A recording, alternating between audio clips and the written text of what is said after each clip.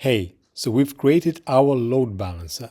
Is there a way to add it to our existing ECS Fargate service?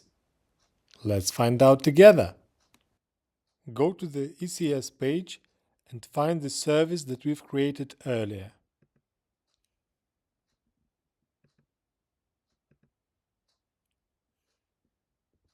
Go to Configuration and Networking. Scroll down.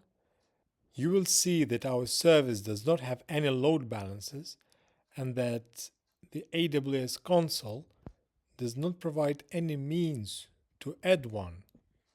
So what do? We need to use AWS CLI.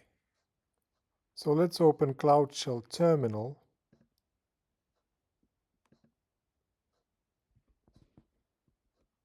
Give it a second and then type in this command. All we need to do now is to change the cluster, service and target group here. Let's do that. Okay, so this is the end result.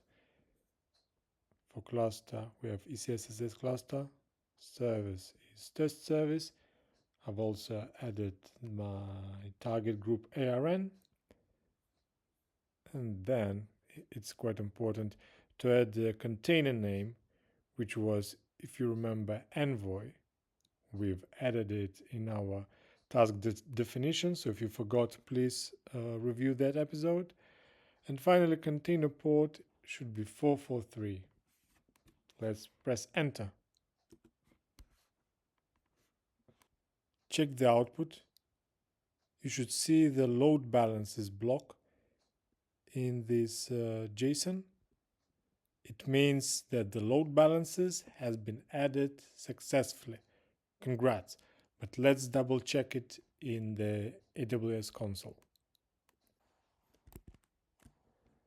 Let's find our service. Here it is. Configuration and networking. Scroll down. And here we go.